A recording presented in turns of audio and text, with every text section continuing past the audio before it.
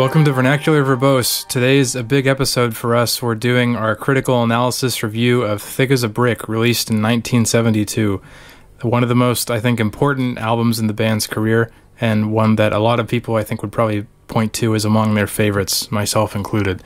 So, my initial impression of this album is that this is one of Tull's masterpieces. Would you agree with that, Eugene? Oh, yes, absolutely. Yeah. It is one of my top Tull albums as well. Yeah, I'll just kind of save the tension for the conclusion, and I'll just say now that this is my favorite Tull album if I had to pick one. And, I mean, there's a couple that come close for me, but if there was such a thing as a Tull Desert Island disc for me, it would definitely be this one. I would be hard-pressed to pick a single favorite album, but I would attempt to grab multiple onto the Desert Island, and Thick as a Brick would be among them. Yeah. So the thing that, most people write about when it comes to this album is, number one, I think this is sort of universally considered the first fully progressive rock album from Tull, and I would definitely agree with that. Yeah, sure. And I mentioned in the Aqualung episode that I don't really consider Aqualung a progressive album, so for me this is without a doubt kind of the beginning of the progressive period of Tull. And I think it's also kind of, we're getting into the golden age of Tull, right?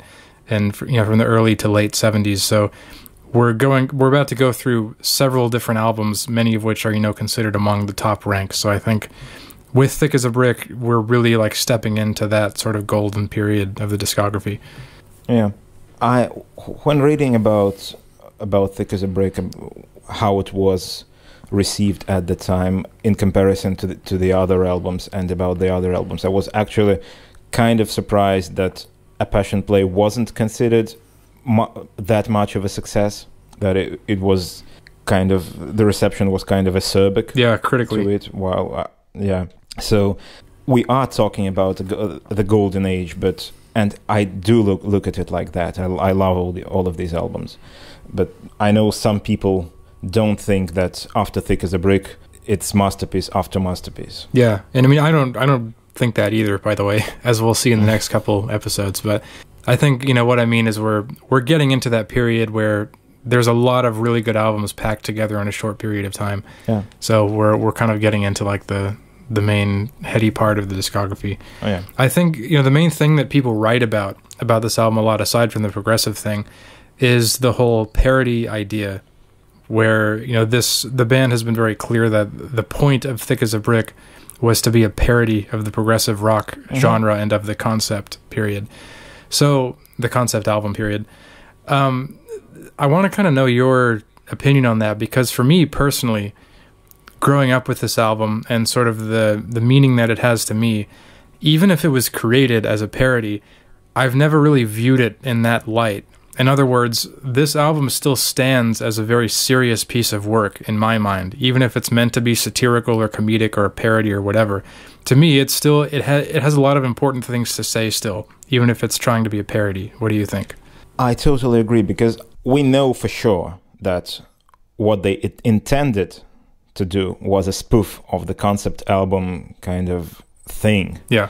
That Anderson didn't consider Aqualung a concept album, and when it has been called that, he said, no, just wait a bit, I'll show you what a concept album should be. Mm-hmm. And with all the Monty Python-esque newspaper tidbits that it's got on the cover, it's clear that the intention was to make a spoof, but they were just too good. Yeah, I think it's a good way of putting it. While making a spoof, they came up with one of the prog rock masterpieces. I think the cover art is the element of the album where it's most clear and most apparent that it's a comedic, silly kind of thing. Because I guess the point I'm making is the comedic spoof part does not come across in the music, in my opinion. And, I mean, it may very well be that, I'm not getting what the band meant, because maybe the band meant for it to be a clear spoof from the beginning, but I don't think it comes across that way. It still comes across as a very serious work in my mind. Yeah, it kind of doesn't, because it does have these sort of disjointed musical fragments, which were kind of the hallmark of progressive rock music these days, when the music goes from one section to another in very unexpected ways, combining the uncombinable and so on. But I think this falls again into the too good kind of part. They pulled it off so well that it doesn't sound funny. It sounds completely intentional and beautiful. Yeah, and it's really interesting how that happened. And I kind of wonder what Ian's opinion on that would be, if he sort of agrees that that's what happened, or if he just thinks it was something that was misunderstood in kind of an odd way. I also wonder, we'll talk about it down the line, but there are a few places where Ian played instruments that he didn't normally play. Yeah. And I wonder whether sort of that approach, that freedom that he felt, that he could take a violin and play a couple of fiddle parts, whether that was made possible by the levity that they were experiencing while making this album. I would probably say that it was, and there's a couple of specific instruments that we'll talk about later on, which I think are kind of an example of, when you think of a grandiose, concept progressive rock album, that those are the kind of instruments you would think of. So I want to talk kind of about the whole Gerald Bostock frame, which is something that I know a lot of Tull fans are familiar with this album. The one thing I want to say on that is that it always felt to me, again, I feel like there's kind of a disconnect between the music and, say, the frame of the album. So the Gerald Bostock story is obviously explained on the front cover, where it's kind of this ridiculous, absurd story about a 13-year-old boy who wrote a poem, but then he got, I guess in today's world we would say he was canceled because he like impregnated a girl or something, like a 13-year-old, if I remember right. No, that was an allegation. Yeah. She accused him of doing that. Right. So I feel like if you look at the lyrics of the lyrics are the poem, I get that. But what I'm trying to say is, again, I feel like there's a disconnect between that grander story about Gerald Bostock and the actual music. To me, they don't feel, like much related. One example I would give, Thick as a Brick 2 is much clearer in this regard. Gerald Bostock is brought up by name, and it's very clear there's an attempt to make some kind of story surrounding characters and things in Thick as a Brick 2. Whereas on this one, I feel like there's more of a disconnect between the Gerald Bostock frame and the actual lyrics, to the point where I think the Gerald Bostock part was probably thought of afterwards and kind of added on. I'm not sure about that really, because part of the story is that there is in the newspaper is that Jethro Tull decided to write an album based on that poem. There's an article in the newspaper about that, like famous beat group to put out album, something like that.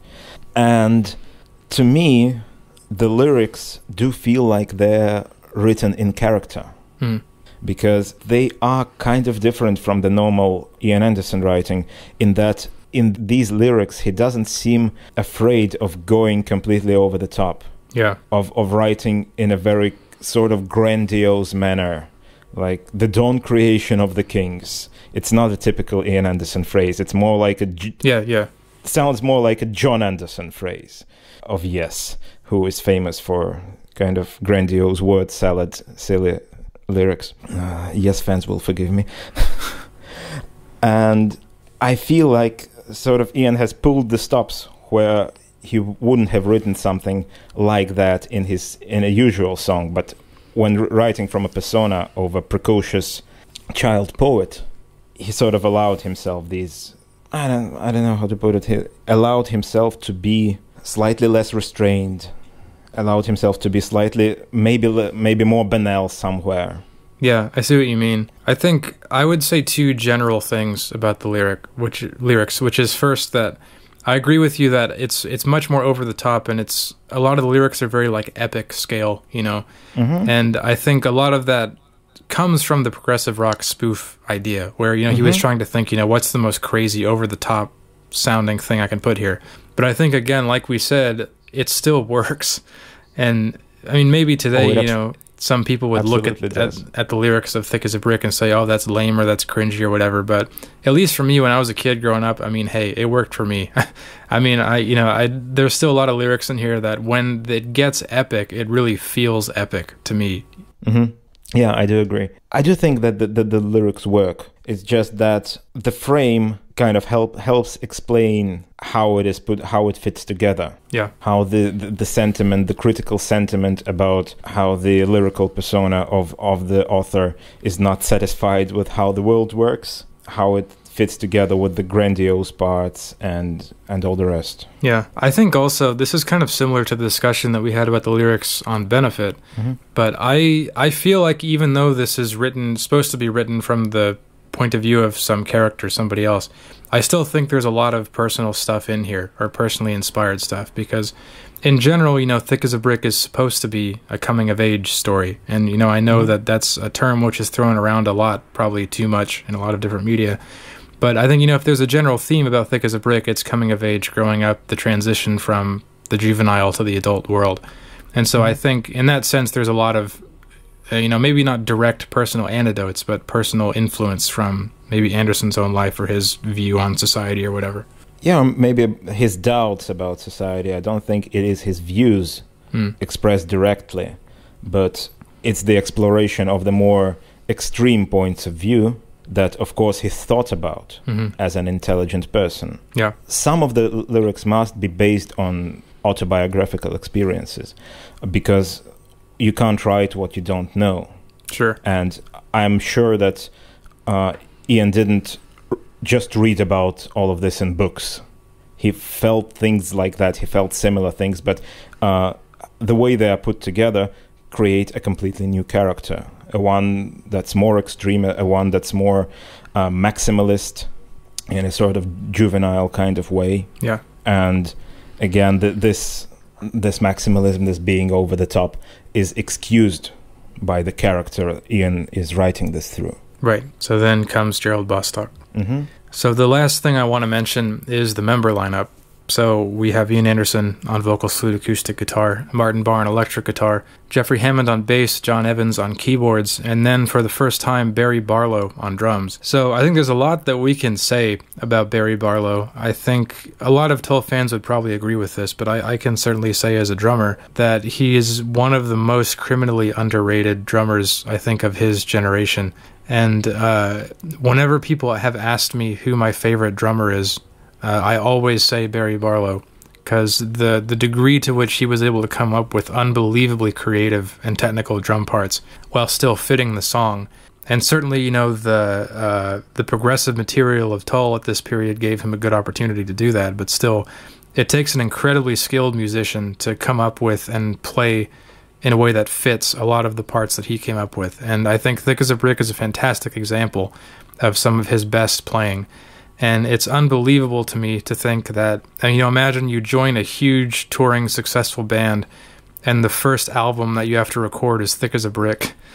That must be insane. But he pulled it off fantastically, I think, on this album, and there's some amazing drum work. Yeah, I absolutely agree with that. And I think it must have in a way kind of have been liberating for him. Like, the first thing they record is not a number of songs that he had to learn and with a kind of a rigid framework, but this huge blank canvas of an album-long song where you could put anything you like in there.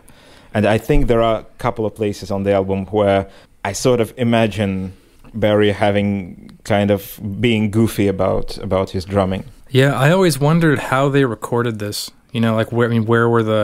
Where were the gaps between the recording and things? I always wonder about that. I did actually read some notes about the recording process, and a lot of that was actually recorded live. Yeah, I imagine. And sometimes they had tape running at the wrong speed and had to redo a section because it didn't match. And some of the reverb, the differences in the reverb are because they would have sort of different reverb settings between sessions. And these didn't exactly match, but it kind of all worked together. That's interesting. Yeah, I imagine it would be almost impossible to record an album like this unless you did it live, all in the same room.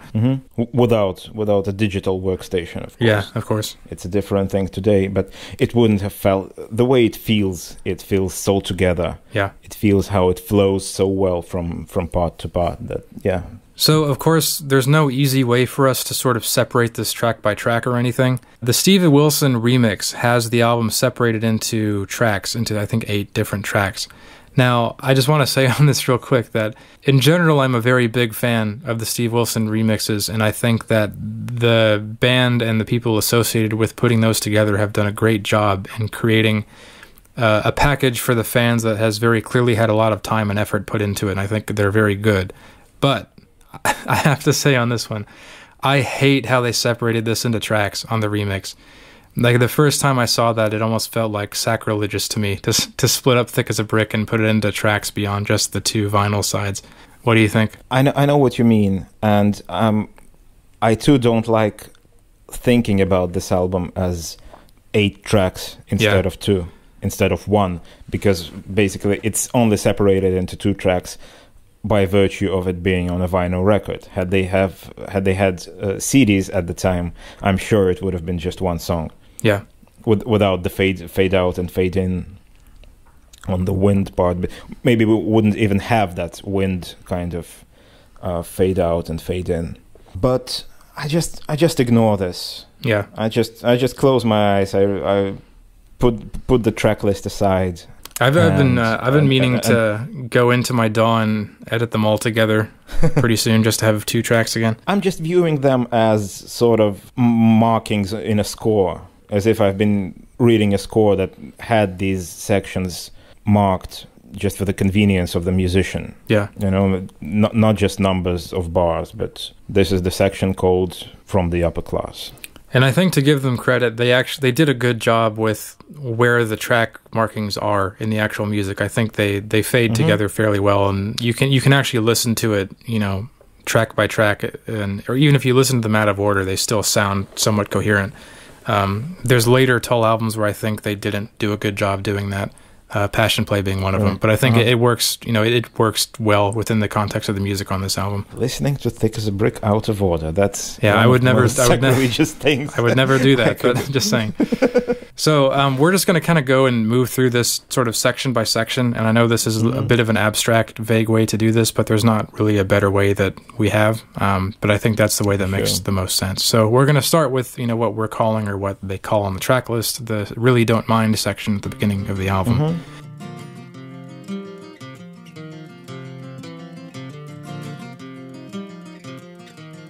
Really don't mind if you sit this one out.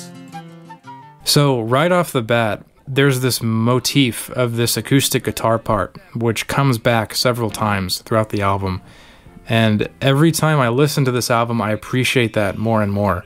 Because it's almost, in a way, it's like, you know, today we have music and art centered around glitch aesthetic or that kind of thing, where, you know, you're somewhere and then there's a sudden jarring transition, and then you're somewhere else, or you're somewhere back where you've been before. And I mean, it's not like they were thinking of that specifically in this context, but this guitar motif is almost like that, where there's several moments on the album where you're somewhere totally far away from this beginning acoustic guitar riff, but then suddenly you're cut right back to the beginning again. And I really think that's cool. Yeah, that's very nice, and it's almost symphonic, but it's also completely not symphonic in the way that it's used. The leitmotif that we encounter multiple times throughout a symphony, in quotes, but the way that we cut to it instead of it being woven in somewhere in the background is a very different approach. Yeah, and it's in some kind of crazy time signature. I mean, 90% of this album is in a crazy time signature, but I think it's in 12 something. It is, yeah, I wanted to talk about that. It is in 12, but it alternates within 12/8, it alternates between the feeling of 3/4 and triplet 4/4. So it goes 1 2 3 2 to 3, 3 2 3 4 to 3 in the triplet 4/4, and then switches to 1 2 3 1 2 3 1 2 3 1 2 3, the kind of straight 3/4. But both of these fit into the 12 bar. And he varies how he's playing it, but I mean, it's still the same central idea, but he just varies it ever so slightly as it goes on, which I've always kind of noticed that more and more every time I listen to it. Yeah, one of the places I like in this section very much, the little bridge before they go into And the Love That I Feel, and then again the same little bridge before Spin Me Back Down the Years. It's kind of cinematic. It's got that sort of feel when the going into the past trope in cinema feels really cool. And I think it took me a couple of listens before I kind of realized that this, you know, one disclaimer I want to give here is I don't want to feel like we're over-analyzing the lyrics, because there's a lot that you can read out of the lyrics of an album like this, but to be honest, I think these lyrics are very much intended to be very abstract. I don't think there's, very specific, deep meanings that are waiting to be mined out of this album. I think in Passion Play there is. I think that's more of that kind of album. But for Thick as a Brick, I think it's very wide open and abstract, and I think it was kind of made to be that way. But that being said, I think this opening section, the lyrics in this section, it's sort of introducing a tale of the past that a storyteller is about to tell, which is what the rest of the album is, about the childhood, supposedly. So, spin me back down the years, let them sing the song, and then we go into the loud part of See There a Son is Born. And that's the song. Right, yeah. Right? Let them sing the song, and then we go See There a Son is Born. That is the actual beginning of the story. Right. Yeah, that's an interpretation I could get behind.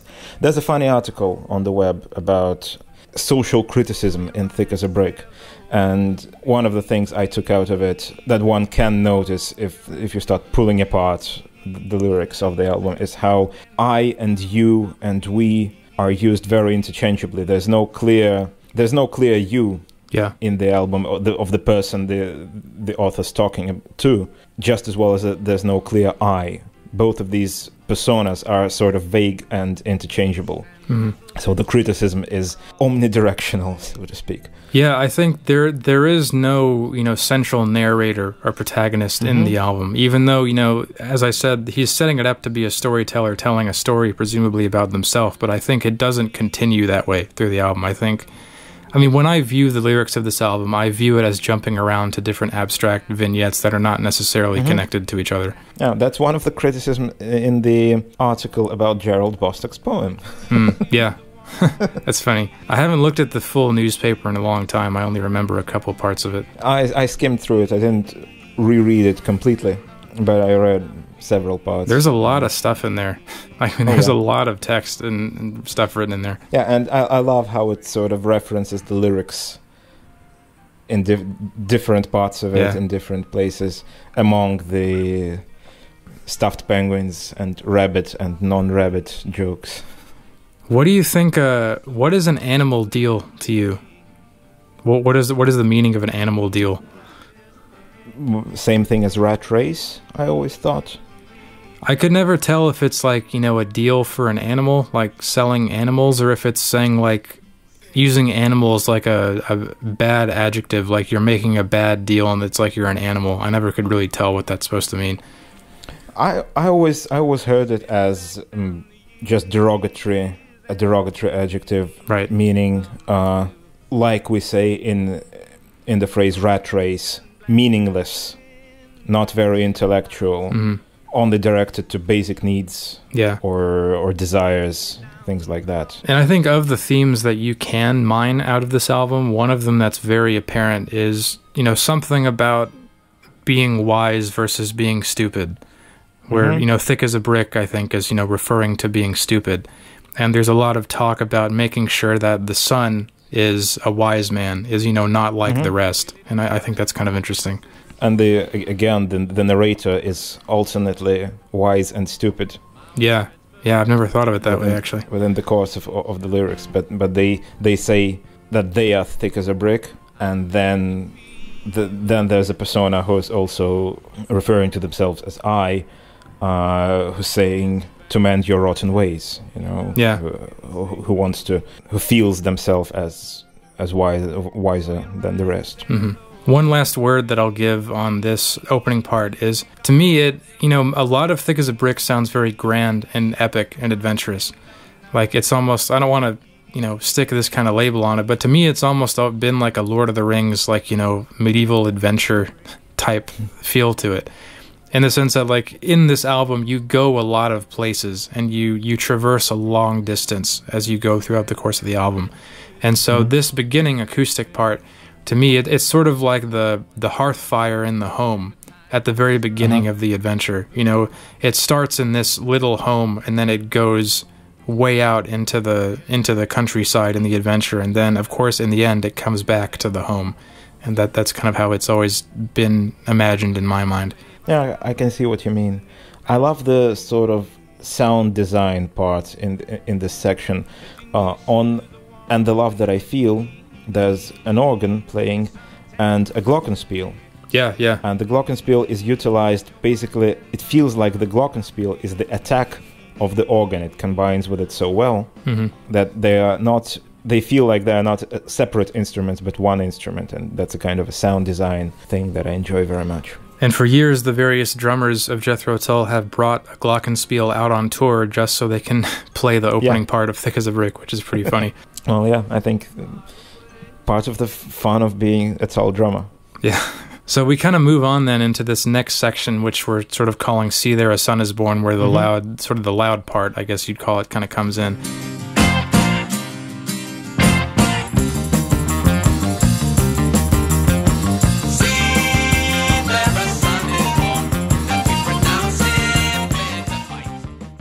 And I think it's very clearly, it's intended to be surprising. You know, it's sort of supposed to be shocking, where you suddenly have the full band come in, and that very, sort of addictive, like repeating guitar part. And the 10/8 or 5/4, depending on how you look at it, time signature. I think it's 10/8 because you can't really count from 1 to 5 during it. It's more like a takita takita taka taka takita takita taka taka. Goes in a 10 count of 10. But there are also sections of 4/4 and sections where I think something like I counted 3 plus 5 and 3 plus 5, and then it goes back to 10. It's pretty nuts. You should be a drummer or something, because I never think about time signatures when I'm listening to stuff like this. I specifically sat down and counted. Oh, that sounds like hell to me. Because I wanted to figure out what's going on there. One thing I love during this section is, so when the acoustic guitar kind of comes back, during some little sections, and it sounds so far away, and I love the way that sounds. Kind of getting back to the sound design of some of this album, because there's a lot of attention that was paid to the sound design. There's a lot of panning on the album, which is quite interesting.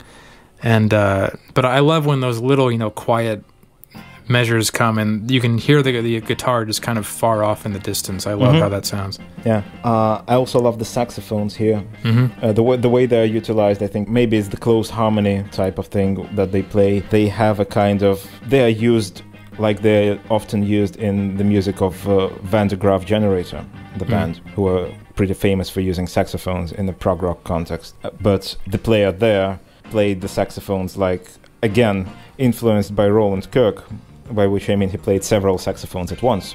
And when you play several saxophones at once, that you can't but play in close harmony. Yeah. And these sort of saxophone parts, which are quite forceful, they feel sort of, to me, Van de Graaff Generatory, and I'm saying that in a very positive kind of way.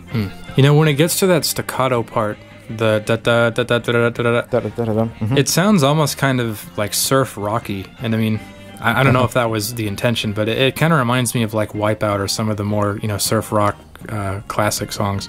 It's so much based on the snare drum. Yeah. All of these rhythms that I'm hearing them as very Scottish, as a very kind of a Scottish march. Yeah, that's interesting. Sort of thing. And there are several places on the album that I hear as marches, and there are various marching rhythms utilized throughout the album. And to me, it all feels like sort of Scottish music. Yeah, I never thought of it that way, but I think you're right. I guess specifically I'm talking about kind of as the guitar goes up and down with the like it's very like surfing to me. I think it's both things together, and when you get these sort of fast repetitive parts on the guitar, they will feel sort of like surf rock. But it's also amazingly cool how in the first 5 minutes of the album, after a very quiet intro, we are getting an absolutely insane organ solo. Yeah. And a guitar intermission. I wouldn't call it a solo, but very powerful guitar intermission that follows it. And it adds to the surprise of what we are getting, where we ended up so quick. Yeah, I love this section because, as you said, I mean, it's the first 5 minutes of the album, and I think you've already experienced so much in that 5-minute mark that for anyone listening to it for the first time, it's kind of like, oh, okay, so it's going to be like this.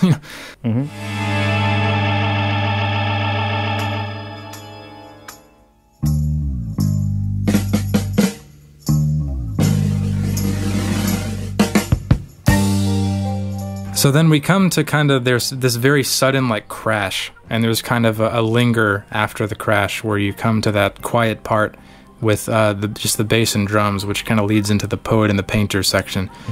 One thing that's always interested me about the sound here, when you come to that kind of quiet part where there's that little, like you said, kind of a march snare part, the dot dot dot dot. The drums sound like they have something on them. Like it almost sounds like it could be some kind of phaser or something. It could just be the way the mics were placed. Whatever the effect is, I feel like it was kind of dialed back in the Steve Wilson mix. It doesn't sound as prominent as it was, but something about the drum mic sounds different, and I've never been able to place exactly what it is. Yeah, I will need to listen back to that to think about the drum mics, but I do know that they didn't have a phaser unit.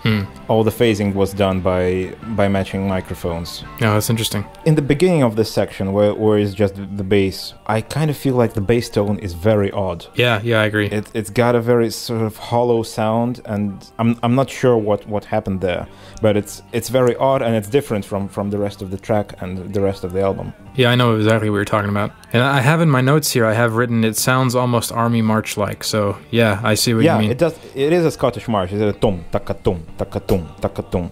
Yeah. It's the March number 1, I'm calling this. We'll hear it again. So this is where the lyrics, for me, they start to get kind of really epic for the first time in kind of like that kind of highbrow manner. So, I mean, I guess the question, who is the poet and the painter? Do you think there's any meaning behind that? I think they're just painting a kind of a stereotype of a creative person versus a military person, right? Because there's a lot of that in this section, and I'm not even sure that the poet and the painter are different people in here, or is it the same person, or does it really matter? Of course, there is the duality where there's the parallel sort of parallel syntax in the lyrics. We say the poet and the painter.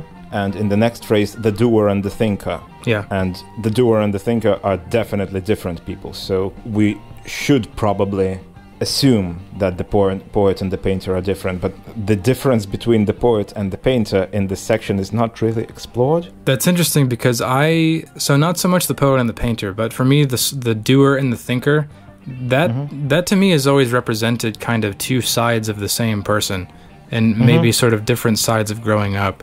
And specifically, later on it gets to this whole, lyrical thing about the milking girl and that kind of thing. Yeah. And, call this overanalyzing if you want, but being that this is a coming-of-age story, I've sort of always seen this as kind of like a sexual moment, in a way, where there's a specific line about the poet sheaths his pen and the soldier raises his sword. And I mean, to me, that's always had kind of a sexual undertone to it. And maybe I'm totally wrong, but that's kind of how I've always viewed this section. Well, Ian Anderson is very famous for his innuendos, so we mustn't discount that. But of course, this the line about contemplates the milking girl whose offer is his need is a sexual reference and sort of a class reference in this story, because this is clearly a story from the olden times, the cattle quietly grazing. Yeah. It is not a modern part. We are not in a modern city like we will be later in the album. Yeah, and again, we are in a sort of a countryside residence with a family, with generations and generations of people going to war and returning, and having servants and exploiting them, and so on. And like I mentioned, this is kind of where you get, you're out over the hills into the countryside now on this sort of, whatever adventure that this album is taking you on. There's a lot more kind of, family themes that get introduced here, which I think are sort of carried forth into other parts of the album, where you have the whole thing about, the father being introduced and the family and the servants and all that kind of thing. Musically, I love how abstract and jammy it gets here. I think there's... Oh, yeah. In the midsection, meandering. Yeah, and there's even more abstract stuff on side 2, I think. But I kind of feel like it's a style that the band hadn't partaken on yet at this point.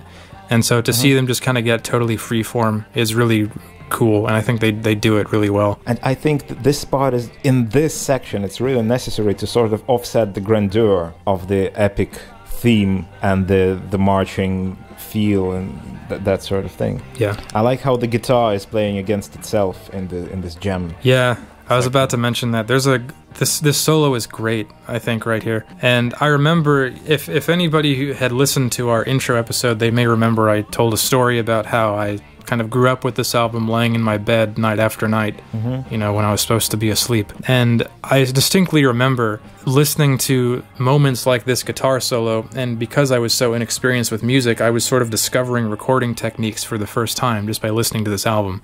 And this is kind of where I discovered what overdubs were for the first time. Or, you know, there was kind of a realization in my little brain where I thought, like, oh, he recorded that and then he went back and played over it. That's cool. And that was kind of the first time I realized what an overdub was. That's great. Before that section, I also have in my notes that I really love how the overdriven Hammond and guitar contribute to the rhythmic part. And in the end of the gem, there's a place when the drums kind of pick up and the Hammond and the guitar start kind of going into wailing sort of parts. Yeah. And the bass is the only sort of discernible melody. Yeah. It feels like a bass solo, which it isn't, because it's just the bass part that's been there.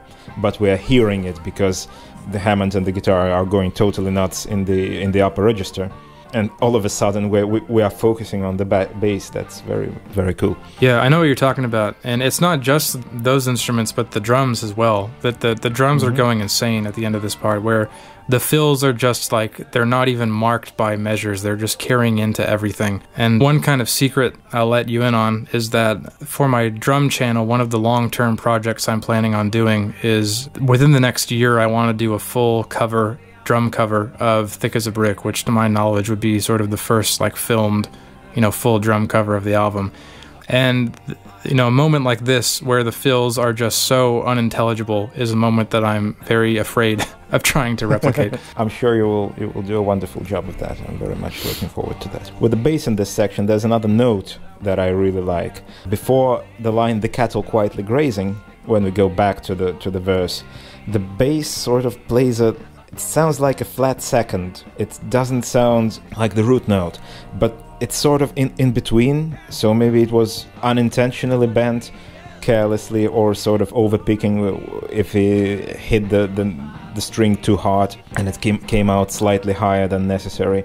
But it creates such a wonderful tension. I don't know whether they meant to do that or it was an accident, but it's so great. I very much recommend to listen specifically to what the bass is doing before the line "the cattle quietly grazing." So the next section, what do you do when the old man's gone?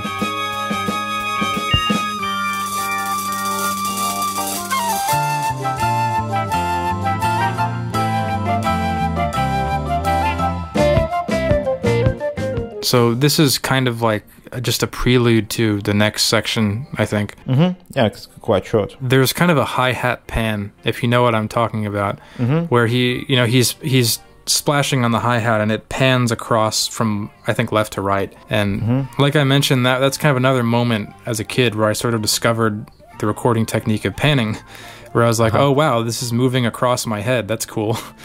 And that's done a lot on this album in really effective ways, I think. Yeah, the time signature in this one is also a little bit crazy because it goes into a similar 12/8, but there's stuff thrown in. There's like a bar of 9 and a bar of 4/4 and a bar of 3/4 and a bar of 4/4 again. And if you don't count it, it's really not something you notice. It's just part of part of a general phrase. Yeah, there's more really crazy drum fills kind of in the breaks in between. And then we kind of go into this sort of organ solo, sort of, where there's a bunch of different sections of organ playing. And I especially like, there's that one particular part where it's very lonely and like very reverb soaked, where it sounds kind of far off, like the da da da da da da da da da. I think that part's pretty cool. Yeah. I don't think it's a section that repeats a lot in the album, because within the course of the album we return to different themes that we've explored, but this is kind of a unique moment, it feels like. And then we go into, I guess, what we'd call kind of the famous organ riff on this part of the album, which is what we would call sort of the From the Upper Class section, where we go into this kind of extended part that lasts for quite a while.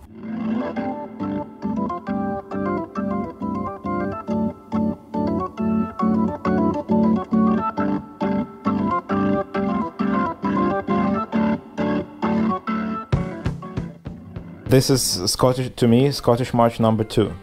Yeah. Different rhythm. It goes like ta, dum, takita dum, ta, dum, takita dum. Yeah. It feels like a march, but it's also a jig. Yeah, I think a jig's a better term. It's just when it gets slower and more sort of pronounced without moving forward quite a bit, then it feels more like a march. I love the violin in the back. It sounds so good. The funny thing is, I think I discovered that there's a violin very recently. Yeah, it's not easy. I mean, I think you can kind of, your ear can tell there's something going on, but you can't really tell it's a violin. It's kind of hard to catch on to.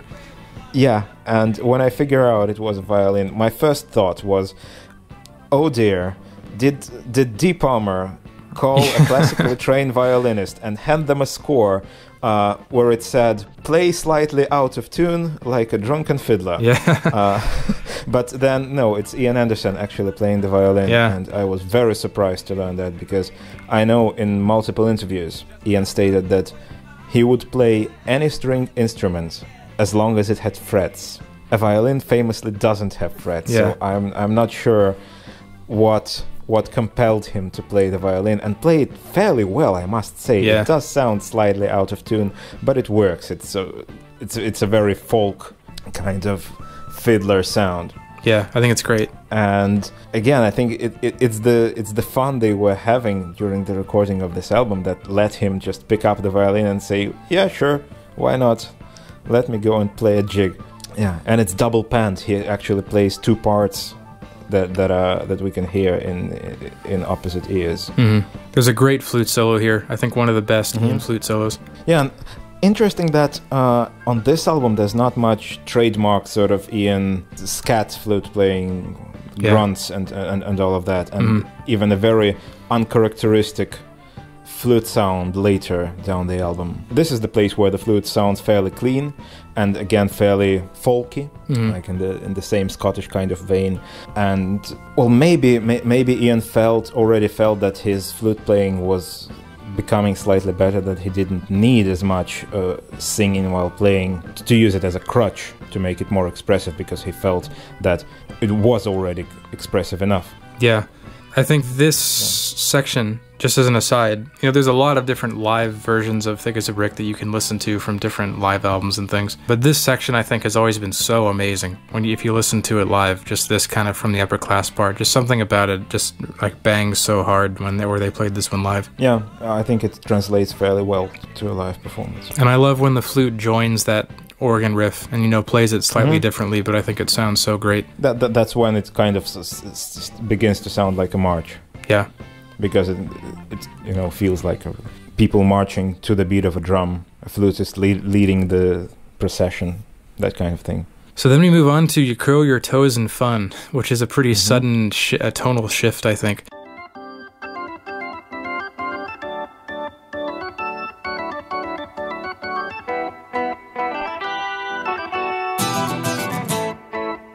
And it's the second instance of where we have the guitar motif coming back.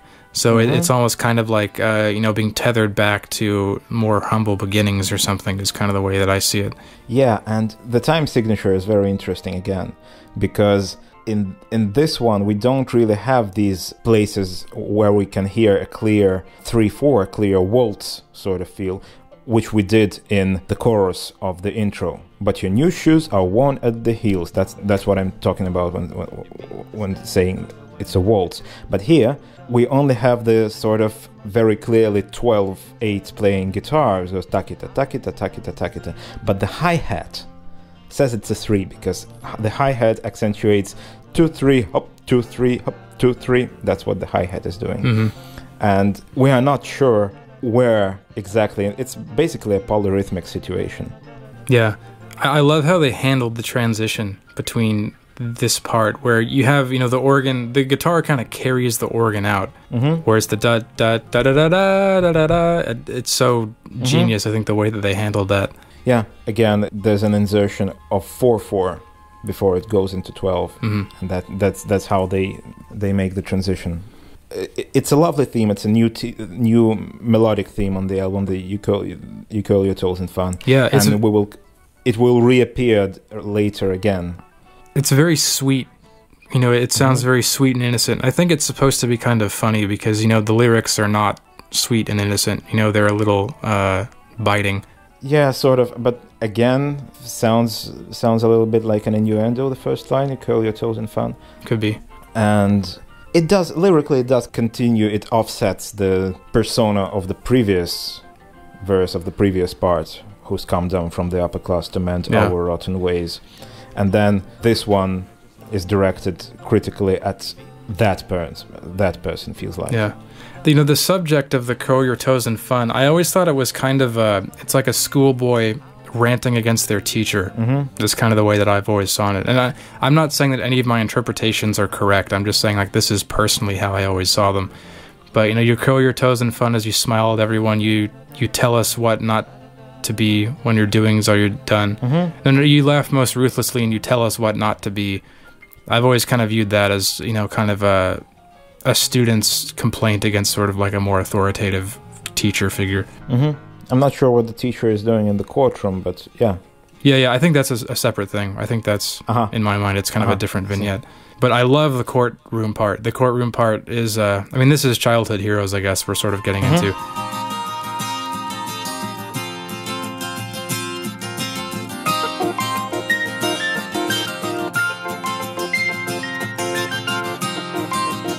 This is one of my most favorite parts of the album. Oh, yes.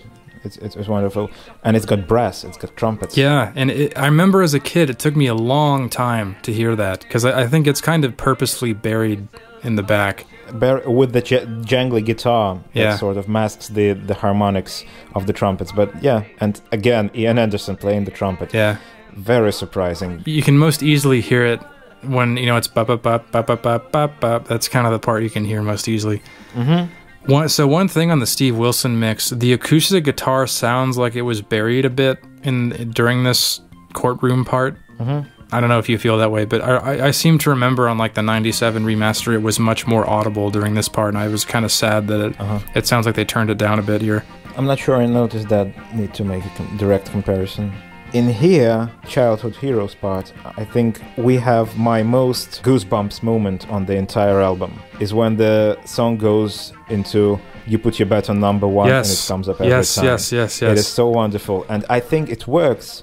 One of the ways I could explain that is that harmonically, in the So Come On You Childhood Heroes section, we are firstly in a very sort of major kind of section, and secondly, harmonically, it's very meandering. We are not sure where the tonal center is.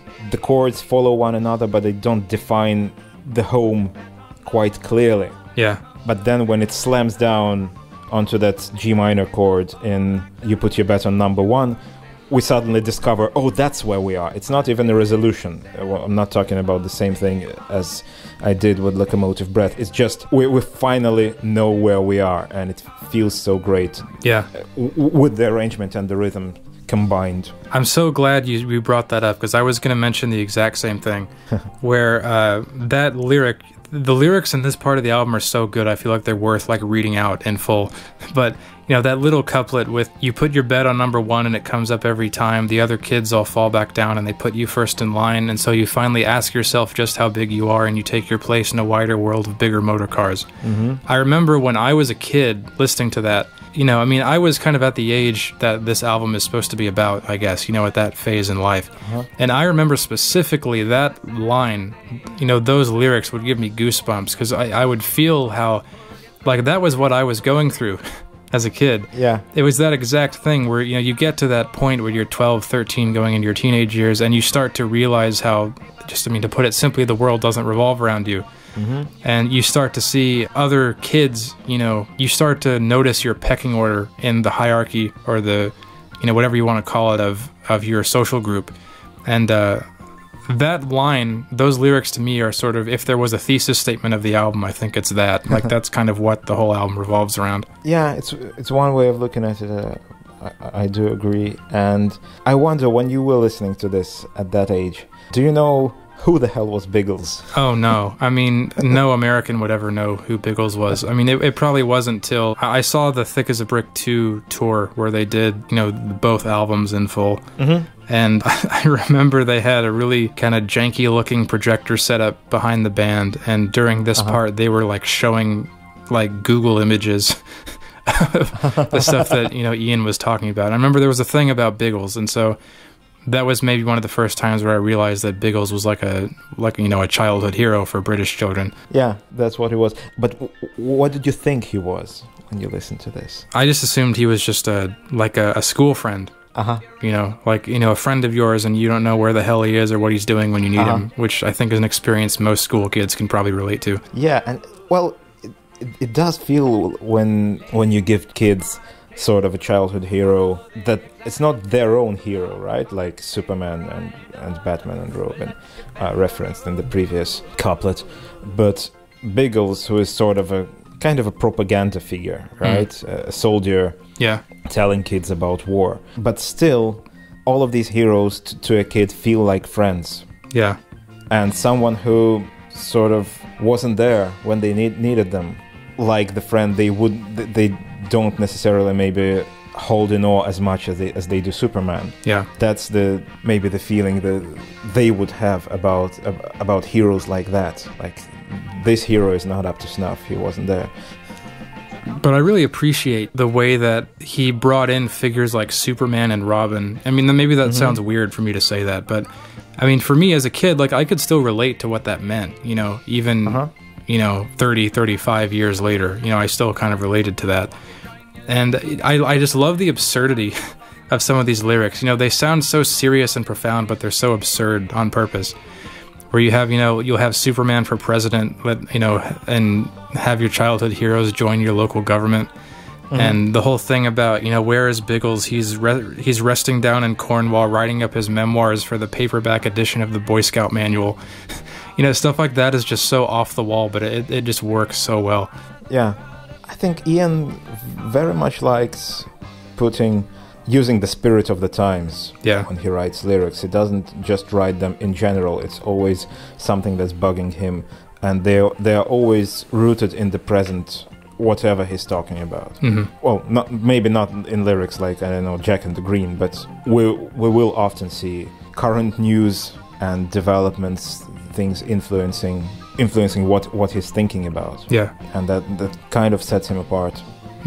Musically, the bass is great in this part, where it's playing that kind of like reggae-ish bass part, which isn't something that's very common for Tull. And specifically right after that "Put Your Bet on Number One" line, there's that really short, you know, little bass groove, which I'm sure you know exactly what I'm talking about, which is so great. It's just there for like a split second, but it just sounds so good the way it's played. Yeah, I know what you're talking about. Not sure I would call it a reggae feel, but yeah. No, not that part. The reggae feels like the do do do do do do do do do do do do. That part's kind of reggae-ish to me. Oh yeah, if you isolate it and put it to a reggae beat, yeah, it would work. Never thought about it like that. That's very cool. So we kind of get into the stabs that sort of end the first side of the album.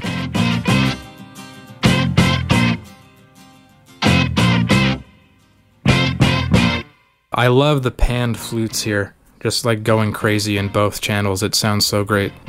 With the bass part, I think, and the reggae feel, again, it's kind of still another marching feel. Tom taka tom taka tom taka tom. I agree.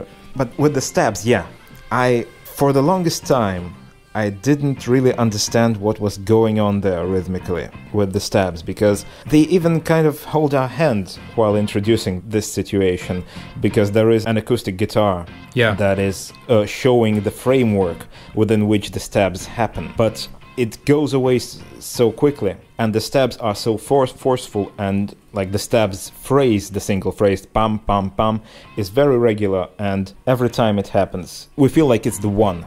Yeah. So our frame of reference is shifted every time, but actually what is happening there is we have two different phrases, or two identical phrases, but one of them is shifted one beat forward. Yeah. And the one that shifted forward is the first one. And that's what makes it so disorienting. So for the longest time in this section, I could not sort of clap along to it, because every next stab phrase comes at a moment where you don't expect it. Yeah, I know what you mean. Like, it's very clearly meant to be disorienting, I think. And what actually happens there is that we've got the framework that the guitar shows us is just takita, takita, takita, takita. Mm-hmm. But the stabs phrase is 3 beats, taka, taka, taka. Mm-hmm. So if we had identical phrases, it would be just takita, takita, taka, taka, taka, takita, takita, taka, taka, taka. Right. And that would be very simple. It would feel regular and predictable. What makes it unpredictable is that one of the stabs phrases is shifted from ta to ka. So it's syncopated. So what happens is takita takita taka taka taka takita takita taka taka taka takita takita taka taka taka takita takita taka taka taka. Yeah. And when the frame of reference is removed, we are left completely disoriented if we don't count. And even now, I have to count in my head to sort of predict what is happening. Yeah. It's taken me a long time to figure that section out, but I think just kind of through ear, I kind of finally figured the rhythm out. But it's not something you can really teach someone. You know, you just kind of have to feel it. Yeah. Or there is, I think I can imagine how they would, when playing this live, how they would count it to themselves. But that's maybe sort of too complicated to explain in the course of the podcast. One thing I want to mention, just before we get completely off the childhood heroes, that as we kind of go into the stabs, there's that keyboard organ part that's playing. The da, da, da, da, da, da, da. That part has always sounded like stars in the sky to me. That's what it's always made me think of, like twinkling stars in the sky. But it also, the way the organ is being played, I don't know what he's doing exactly, but it almost sounds like a turntable. Like, you know, a DJ's turntable that's being spun, you know. I don't know how to describe that, but it's always kind of had that feeling to me. The one that organ before the stabs?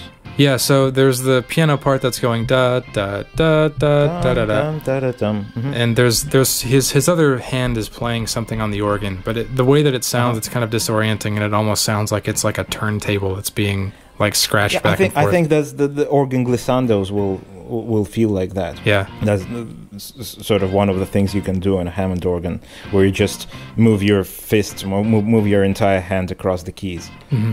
I love the lazy kind of guitar part that just comes in twice during the stabs and then goes away. Mm-hmm. That's just one of those like classic Tull things that this album is chock full of. It's the kind of folksy sounding part, the da da da da da da da da da, that part. Mm-hmm. It's just there twice and then it's gone. Yeah, that's the one that's I think giving us the frame of reference to think about the stabs.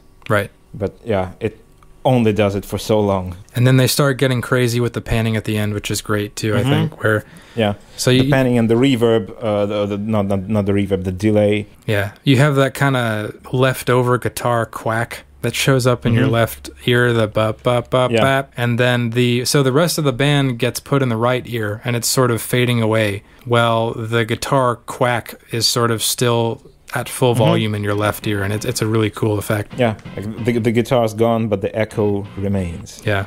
And then finally we kind of hit the climax where there's just a ridiculous sound that kind of sounds like an explosion in your brain, and they pan it across, so it's like there's this explosion just going across your head. Yeah, I feel like the ending of the first side of the record sort of feels even more epic. It feels more epic than the ending of the second side. Yeah, one thing I was interested in hearing your take on is, so after that explosion, like the last couple seconds of the first side, there's this very like creepy organ part, if you know what I'm talking about, that's kind of closes the first side. And for whatever reason, it took me years before I noticed that. I don't know, I guess I wasn't listening at a high enough volume. Yeah, exactly. And to me, it's almost like it's the remainder of the battlefield after the explosion or something. That's kind of what it sounds like. Yeah, it could be, but it could also be just on the pragmatic level, something to keep the tension going, something to keep you listening and to bring you to the turntable, so you flip the record over and listen what follows. Yeah. So it doesn't feel final. It doesn't feel like it's ended. That's the sort of thing. So making it feel like a cliffhanger. Yeah, I see what you mean. And side 2 opens on kind of another creepy note, I think. Not a literal note, but you kind of open with the wind blowing, which I think is a very sort of iconic part of the album.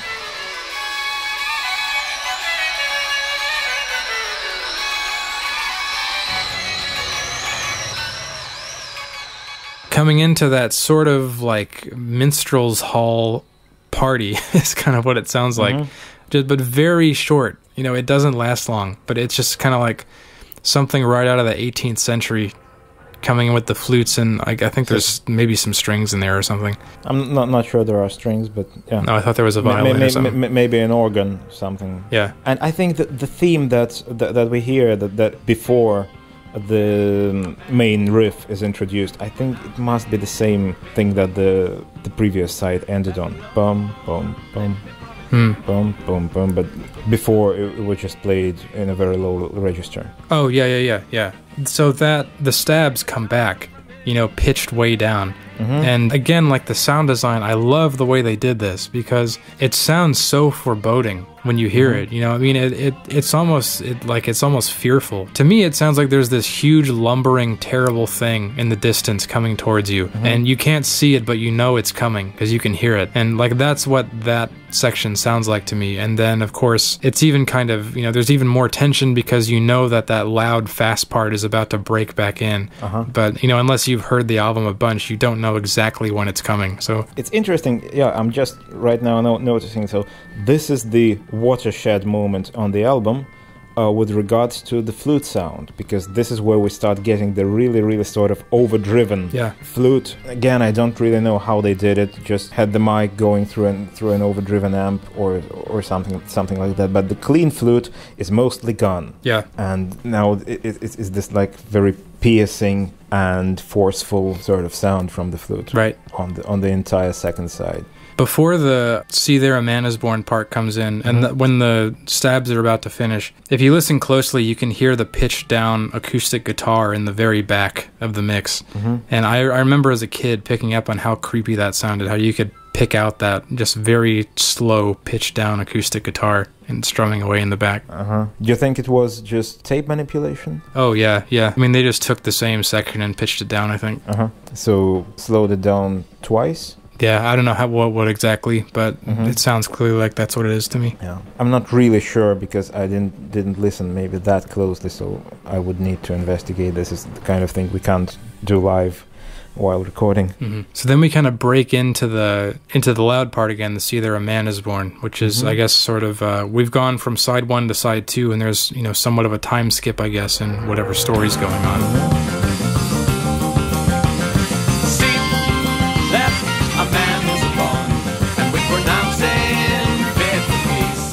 We have, you know, the man who, you know, knows the full history of his disease, or whatever the lyric is, the discovery of his disease. Yeah, it's interesting. We've had a son is born, and now a man is born. And again, the sort of coming of age situation, right? So it is not, the man isn't born literally. This is a transition from one age to another. Right. Is this how you see it? Yeah, totally. It's interesting how this loud part is played faster than it was on side 1. It's interesting. Yeah, just to ramp up the tension. Yeah, and then we go immediately into a drum solo, which is quite interesting.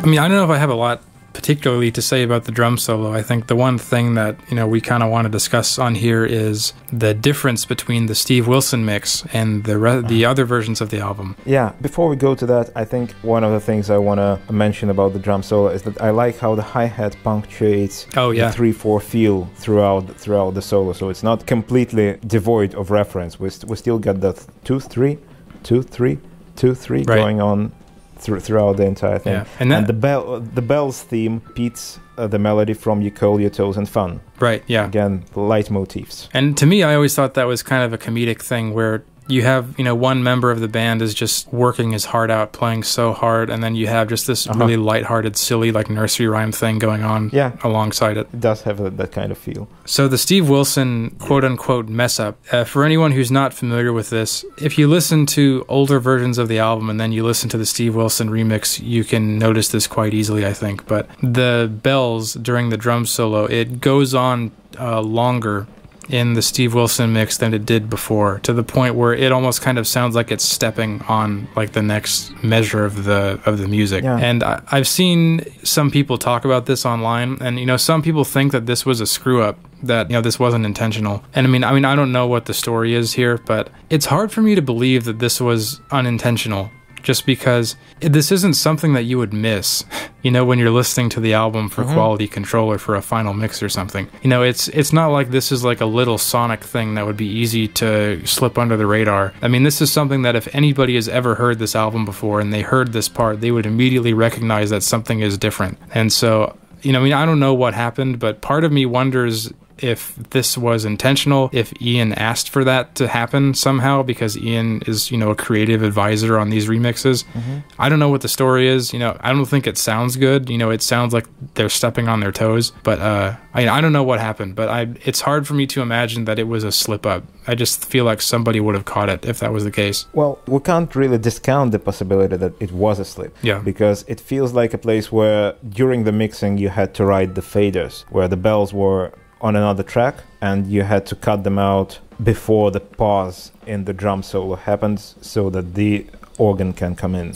And maybe it was really a slip up. Or maybe they thought, hey, it kind of sounds cool when this part continues, sounds nice together, for some reason, because to me it doesn't really sound that nice together. I think, to me, the problem is not really the absence of a pause in the drums, because you can still feel it, and there's another place similar to this afterwards where the timpani come in, and they give you this kind of brief moments of pause before the organ part. But I think the bells really clash with the organ. Melodically it just doesn't really sound too good. I think the biggest problem is that, you know, when Barry goes back into the full band part, he's building up to that in the fill, where he's going da da da da da da da, and then back into the with the full band. And when you have the bells trampling over that, it kind of ruins that whole moment. Yeah, I don't know what they were thinking. Yeah, I don't know. But so you said there was a 2015 version of the Steve Wilson mix and they didn't fix it, right? No, they didn't. No, well, it was a reissue. I think in 2015 it was a digital 2496 hi-fi sort of version. I'd like to get the chance to ask Steve Wilson one day what happened there, so maybe someday we'll get the chance to do that. Or maybe he doesn't remember. Yeah, or maybe he doesn't care. Yeah, I'm glad you brought up the timpani, because that's an instrument that I think, when I mentioned instruments that were specifically chosen to ride the over-the-top progressive rock thing, I think timpani is definitely a good choice for that. Yeah, and it's a great instrument to just add to the grandeur and to really make that moment count, because we've already had drums, we've already had guitars. Not much you can add besides a very orchestral kind of sound of the timpani. And when we come out of the timpani, we go into this abstract freeform section where everything just falls apart. Yeah, it's called quote in the lyrics.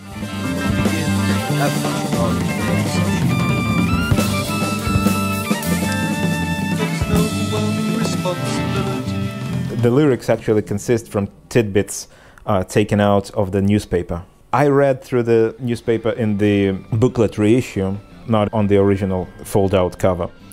And I must say there's quite a lot of typos in the reissue. I think they kind of retyped everything and didn't really check, because there are massive amount of typos in the lyrics and in the newspaper as well. But the first phrase in this quote, "We will be geared towards the average rather than the exceptional." Yeah. This one is all over that newspaper. It is in the article about the school, like the new model of a school that will... Now let me find a quote. "Would relieve the crushing burden of individual aspiration and frustration during school life." And so it's there. It is the title of a work by a deceased philosopher. There's an obituary in the paper for one Alexander Parrott, I think very much a fictional character. And his work is called Average and the Exceptional. And on the same page as the lyrics, there is a rabbit cartoon where the rabbit says, "I am geared towards the average rather than the exceptional." Well, that kind of cuts against what I said earlier, where I said there was a disconnect between the newspaper and the music, because I never knew about that before. So there's really a direct connection there. That's cool. Yeah, and to me, well, of course, they just took some of the phrases, they created that connection. Yeah. But that they chose this specific phrase to appear so many times feels like this one was important, and it kind of confirms, it speaks about the same thing that the persona of the album is angry about, right? So that the average is cared about more than the exceptional, that it's difficult to be exceptional. Yeah. If I knew that the spoken word stuff here was in the newspaper, I wish I knew that 20 years ago.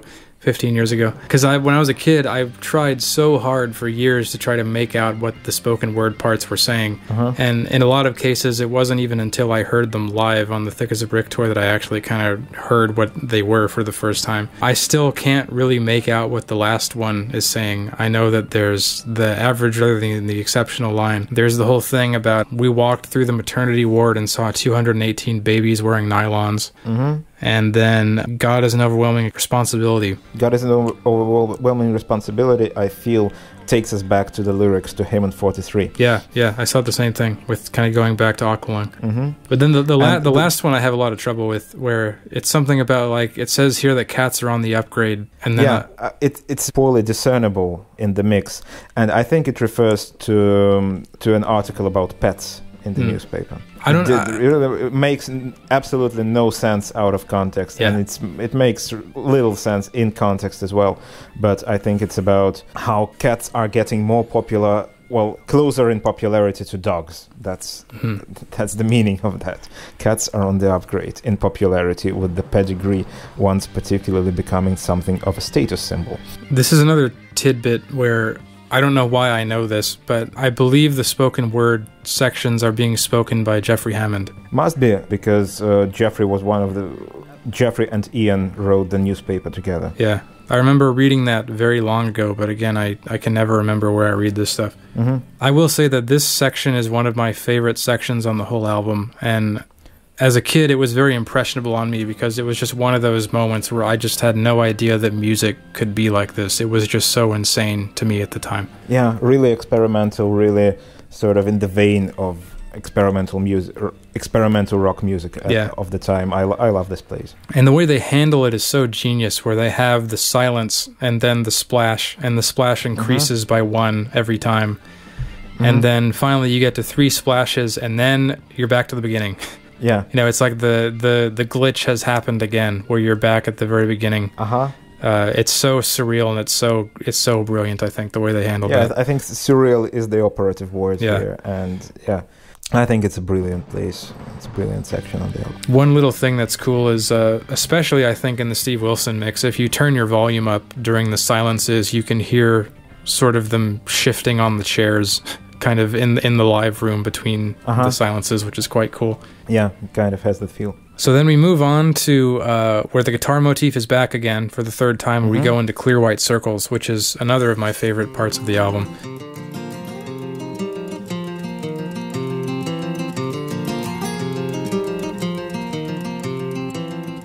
Yeah, we go back to the main theme on the guitar, but the melody is completely new.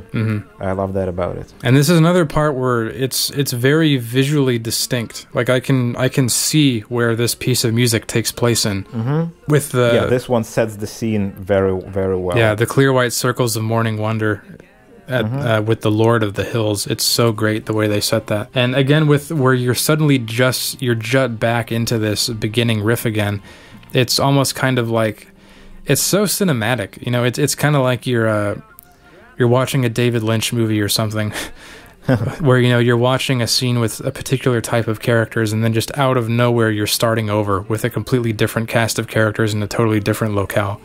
Or maybe a Monty Python skit. Yeah. Because these kind of cuts to something completely different, pardon the quotation, is also very much in the vein of that kind of comedic style. So it doesn't feel funny, but sometimes, a Monty Python skit also doesn't feel funny, but it is. Yeah, I know what you mean, especially as an American who, I guess, famously doesn't understand Monty Python. I guess I can agree. So, do you really not understand Monty Python? Well, I watched some of it when I was a kid, but I do think that it doesn't land quite the same for non-British people, or maybe non-Europeans, I guess. I mean, I wouldn't say I'm a huge Monty Python fan, but I like some of it. But I do agree that some of it is just surreal enough in a way that it doesn't quite sit well with Americans for some reason. Yeah, it could be. And I remember, just as an aside, they talked a bit about how they took Thick as a Brick on tour in Japan as well, which they played in Japan a little bit in the 70s, but not like to a huge degree. But it's kind of interesting. I think they mentioned about how Thick as a Brick was not understood at all by the Japanese, and that there's some ridiculous story I read about how Terry Ellis had like signs written in Japanese to try to explain what was happening on stage during parts of the tour, which I don't really know how that would work. But well, yeah, they had to have subtitles. But what would you even say to, I don't know what you would say in English to try to describe Thick as a Brick. Yeah, it needs the kind of ability to create context behind what is being said or showed. Yeah. But anyway, I feel like lyrically this Clear White Circles part is disconnected from the rest of the album. And in fact, I feel like, most of side 2 is kind of disconnected in my mind. Kind of, yes, because it paints a picture, and not in the way that the Point and the Painter part paints a picture. Yeah. So there's no real opinion in this part, by which I mean that the Thick as a Brick is full of criticism, and it's full of a person talking to someone else about how they dislike them. Yeah. And right here, it is just sort of a landscape situation with characters being described, and it's not quite disconnected, but we started getting that character building, queuing for Sonny's and How's Your Granny, and that sort of thing, and it brings us back to the voice that we've gotten used to. I think if it ties in any way, that this may be kind of a comment on the banality of like the adult white-collar office work life, which maybe the man at this point is maybe part of, or the whole thing about at the office canteen giving small talk about your granny and Ernie. Maybe that's a stretch, but I think if it is connected to kind of the wider narrative, I think that's kind of where this would fall. Yeah, I think so. Musically in this part, I really like the place where the sustained note on the bass is left with the Hammond, where the guitar remains alone and with no panning on the guitar, builds up a great tension. And I really like that moment. And before it goes to Legends, there's the bass is very interesting, and I'm not sure what's happening there. There's a really interesting attack on the bass. I can't really figure it out. It sounds like the bass is playing 5 notes, but all of these notes have the same harmonic on top of them. So is it the bass and the guitar, with the guitar playing the same note, or maybe a lute, which Martin Barre plays on this album somewhere? I'm really not sure what is happening there. And it's very interesting to listen to that, and just to hear that we have 2 instruments playing the same part rhythmically. One of them is kind of masked by the other. It sounds quite strange and very peculiar. So then we come into Legends and Believe in the Day.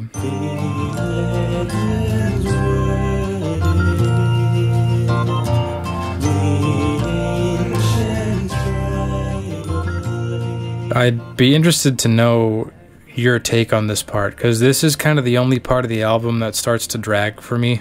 Really? Yeah. Because for me, I think one of my favorite parts. Oh wow! Yeah, we're totally opposite there. I love the vibrato that on the voice. There, I'm not sure if that's a Leslie effect or a vibrato. What exactly he's doing there? Lyrically, this is the part of the lyrics to me that are the most John Anderson, probably the most grand and completely unintelligible. Yeah, I agree. Not unintelligible, enigmatic. Yeah, totally. Kind of metaphor upon metaphor. Make of it what you will. Yeah. Cradled in the seagull's call. Yeah, exactly. Whatever the hell they mean. Because right from the beginning, we're getting into. There's a lot of abstract, heady stuff in this album, but this is kind of the peak where we're getting into like ancient tribal hymns coming out of the seagull and that kind of thing. The Legends part is quite short, and then it follows immediately with Believe in the Day. Or do you feel that the Legends is separate from that? No, I agree. The Legends is kind of a prelude to the next section. Yeah, and in the next section, sort of the tremolo splitter kind of part. I'm not sure how it was achieved. The flute going through a very aggressive tremolo, maybe. Yeah. Where it goes. It is definitely a flute, because you're gonna among all of that split kind of situation, you can hear the flute attack. Yeah, I was going to ask you about that, actually. I didn't realize that was a flute. I thought it was a synth or something, but I see that it is a flute. I listened closely, and I think it's a flute, because in between, I think it was a flute going through some kind of pedal that cut it up with a waveform, just like a square wave, where it comes in on one part of the wave and completely cuts out on another. So, and you can hear the sort of spitting attack in one of the moments. Yeah. Which kind of shouldn't have been there, but it made it there. And I think it confirms that it's a flute. And I love that the guitars are panned in different channels, do the sort of volume knob swell trick, where they play a note and then bring in the volume, so you can't hear the attack on the guitar, so it just goes whoop. Yeah, I was gonna ask if that was a guitar. I didn't know if that was a keyboard or what. And yeah, I'm sure that's a guitar. I'm assuming we're talking about the little wimpy part that's like the wah wah wah. So we've got two instruments that are using a very uncharacteristic tone. Yeah. That don't sound like themselves, and I love that about it. The poet and the painter come back, which is kind of interesting in the lyrics. Yeah, well, the poet and the wise man. Yeah, that's right. And there's a very long break in this section with just Ian, which kind of stands out on the album, where there's a very long period where there's nobody else playing except Ian. I also like how the Hammond repeats the harpsichord part in the chorus and gives it a more marching feel. And this is march number 3, I think, which is more has a longer period and has a triplet in it. So it goes like ta dom takita ta dom takita dom ta dom ta.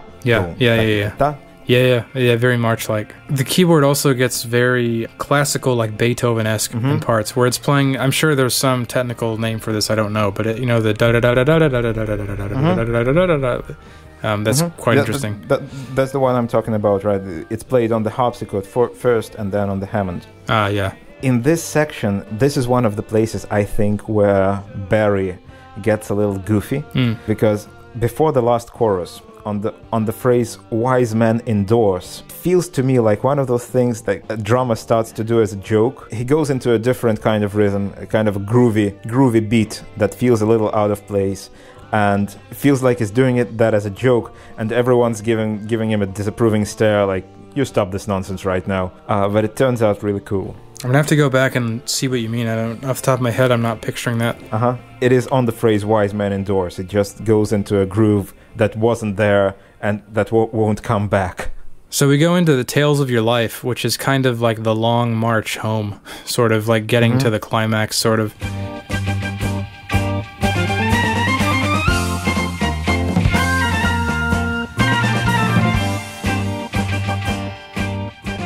I think this is, when you speak of climaxes, I think this is kind of where the lyrics reach like their epic climax. Yeah, maybe. There's another thing about the lyrics, but go on. Okay. So, I mean, what I'm talking about is things like when he starts addressing all you young men building castles, see the summer lightning cast its bolts upon you and the hour of judgment draws near, that kind of thing. It does feel very epic, but there's a thing about the lyrics in this section that I noticed quite recently, and this is something I can't unhear after I heard this. I will read out to you a part of the lyrics and see if you notice something, see if it reminds you of anything. Let me help you to pick up your dead, as the sins of the fathers are fed, with the blood of the fools and the thoughts of the wise, and from the pen under your bed. Monty Python? No, it is a limerick.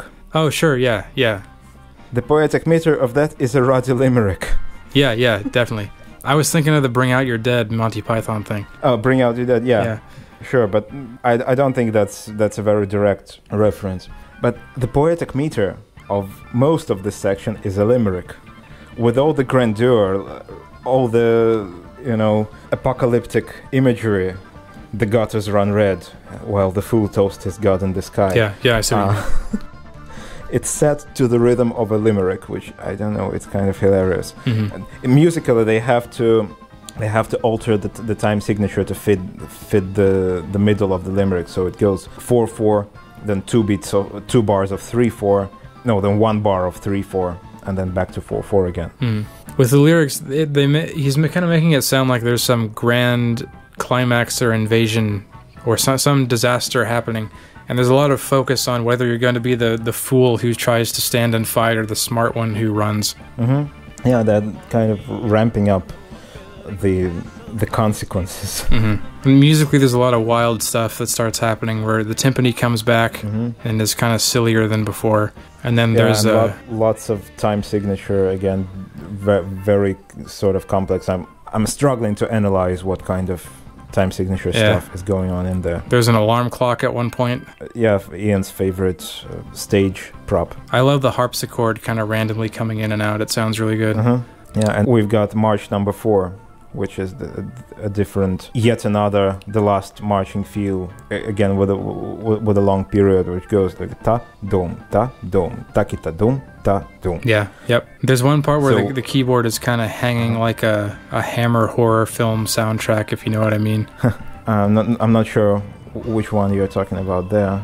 The da da da da da. It's kind of like an old school, like Victorian, like horror haunted house type feel, just for a second. Yeah, this one is the true climax of the album. Yeah, because it got so much stuff, because the next part doesn't really feel like a climax. So it kind of builds up towards this final resolution, and there's kind of like this crazy transition where the synth sound, which you don't really hear anywhere else on the album, kind of expands out, and you suddenly emerge back into a reprise of Childhood Heroes.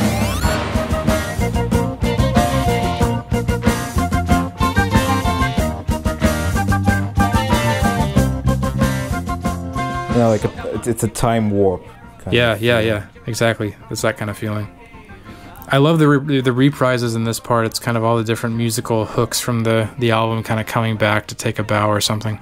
I like the strings part in here because it lends it something completely new. Yeah, I was going to mention that. Where the strings, I think that's another part where they did that to try to make it sound as ridiculously, grandiose as possible, but it really works quite well. I feel like in this part, it could have been more epic to me.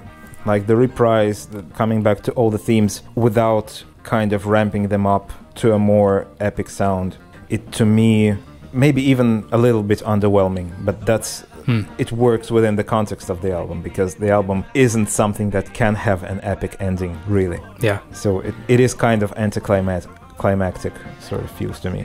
One thing I thought was interesting on the Steve Wilson remix, right before they come to the orchestral part, they kept Ian's little and I thought they might cut that, because they cut a similar thing from Passion Play, which is kind of funny. I was kind of wondering if Ian would want to keep that in or not. Oh yeah, maybe Ian's more fond of Thick as a Brick than he's fond of Passion Play, and therefore the little things like that made it in. In the very end of this part, before we go to the very, very last section of the repeat of the intro, it feels like the speeding up a camera reel in the last moments where everything just comes together in a swirl. Yeah, it builds up and up and up. And then we come back to the very beginning, and the thing that's most noticeable about the very end with the guitar is that it's very noticeable that it's mic'd closer. Can you tell? Yeah. That's one thing that's like immediately noticeable to me, is that it sounds different from the first time you hear it, because it's mic'd so much closer. Yeah, I agree, and it's very, very obvious that they recorded it in separate occasions. Yeah. Because the intro to the album comes in from far away, and if we compare them, this one feels much more intimate, which makes sense because we've spent an entire album with this person, whoever they are, talking to us. Yeah, and there's a lot of different ways I think you can look at it metaphorically. You're back home where you started after the long journey. And not much has really changed in the end, or you're snapping back to the present where the storyteller is summing everything up, or just the realization that at the end of the day you're thick as a brick, you're stupid. So there's a lot of different ways you can sort of look at it, but it's certainly, I think it's a brilliant ending. I think even new listeners who have never heard Tull before, I think they always kind of get a kick out of the ending because it's so charming, the way they end it. Yeah, the ending is great. I absolutely agree with that. Okay, so we can't exactly rank, the different tracks of this album. I think all that I'll say is just, almost all the album is a 10 out of 10 for me. The only part where I kind of tune out is Legends and Believe in the Day. That it kind of drags for me there, but the rest of it I'm yeah, it's great because it gives us the opportunity to disagree. Yeah, even on something like this. Yeah, for me, I did list my top moments, and my top moments are You Put Your Bet on Number One. Yeah. Legends and Believe in the Day, because I don't know, I really loved how that section sounds, and it's kind of really sucks me in to that sonic space. Yeah. And I really love So Come All Ye Young Men. Yeah, I like that too. The bottom moment for me, probably one that you will also disagree with, is the Childhood Heroes Reprise. Maybe for the sole reason that when we come back to the theme of childhood heroes, we don't have You Put Your Bet on Number One. Oh yeah, that'd be interesting if they did that again. Skips that. Yeah, I don't. Yeah, I like the Reprise. I don't think it's amazing or anything like some other parts in the album are, but it works for me. Yeah, it does work to sort of finish the album, but maybe they could have ramped it up a little bit more. I don't know. Yeah, I don't really know. We spent a long time talking about this album. There's a lot to talk about.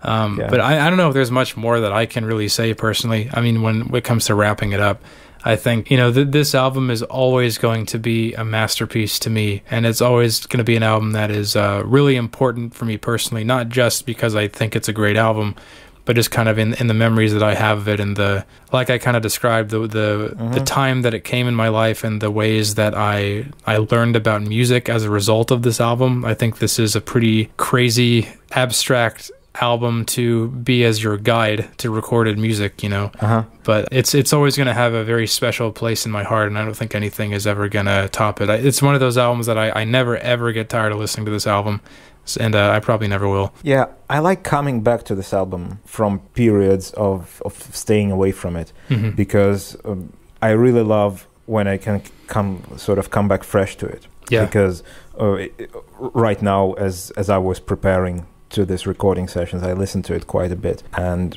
I really don't like remembering it so well that I tune out. I like being able to hear things anew. But yeah, it is one of my top Tull records, one of my top records ever in general, one of my favorite albums. Yep. And masterpiece. It's a top 5 album of all time for me, not just Tull. I probably feel like with the albums I listen to them really intently, and I can, overplay a record for myself. So, and Thick as a Brick is not an exception, just because there are no exceptions. I can overplay any record just because I tend to listen to them so closely. Yeah, for me, I'd say it is an exception in that I can never get sick of it. It's kind of cliche, but one of my favorite movie of all time is the original Star Wars trilogy. And I know that's, it's kind of a cop-out answer because it's not one movie, it's 3. But, it's one of those things where, like, with Star Wars, I will never get tired of watching those movies. No matter how many times I see them. Sometimes I put them on just in the living room when I'm doing something else, just to have something in the background. And I feel like whenever I do that, I always end up sitting down and watching it through to the end, no matter what I'm doing. And that may sound like a very random monologue, but I just bring it up that's kind of what Thick as a Brick is to me musically. That it's just something that, for whatever reason, I never get sick of it. And no matter how much it's around in life, I always love it as much as I did the first time.